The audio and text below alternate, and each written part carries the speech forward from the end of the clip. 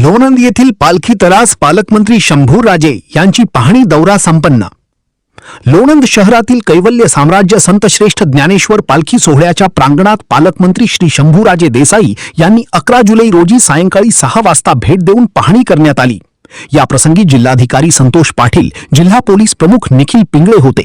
या प्रसंगी पालकमंत्र्यांनी नगराध्यक्षा मधुमती गालिंदे यांच्याशी चर्चा करून पालखी काळामध्ये भरघोस निधी देण्याचे आश्वासन दिले व पाणी, लाईट, स्वच्छालय आदी नागरी सुविधा वारकऱ्यांना सुलभ होण्यासाठी करण्यात आल्या।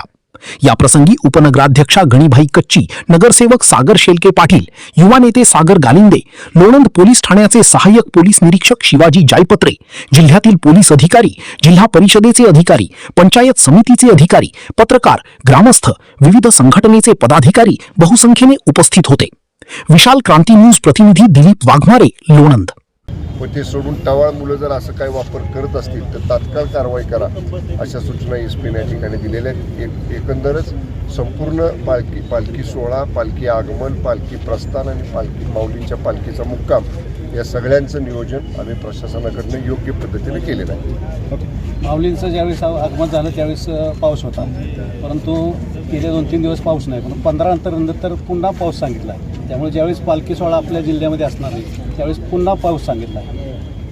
आपण त्या दृष्टीनं सुद्धा पूर्ण तयारी या ठिकाणी केलेली आहे। तात्पुरता निवारा देणं, ज्यांना आवश्यकता असेल त्या सगळ्या, समजा त्या पावसाच्या निवाऱ्यासाठी म्हणून मुळातच टेंट असतात, तरीसुद्धा आपण ज्या ठिकाणी पर्यायी जागा उपलब्ध आहेत त्या ठिकाणी सर्व वारकऱ्यांची व्यवस्था करण्याचं प्लॅनिंग आपण केलेलं आहे। सुदैवानं कुठलेही व्यत्यय येऊ नये अशी माऊली चरणी या ठिकाणी आपली प्रार्थना आहे। नेहमी निर्विघ्नपणानं जिल्ह्यातला सगळा प्रवास, विशेषतः लोणंद पाडेगावचं आगमन, लोणंदचा मुक्काम आणि इथून प्रस्थान हे नेहमीच निर्विघ्नपणे पार पडत असताना आपल्या जिल्ह्याची परंपरा यावर्षी अबाधित राहील अशा पद्धतीची आपण माऊली चरणी प्रार्थना करूया। ओके, धन्यवाद।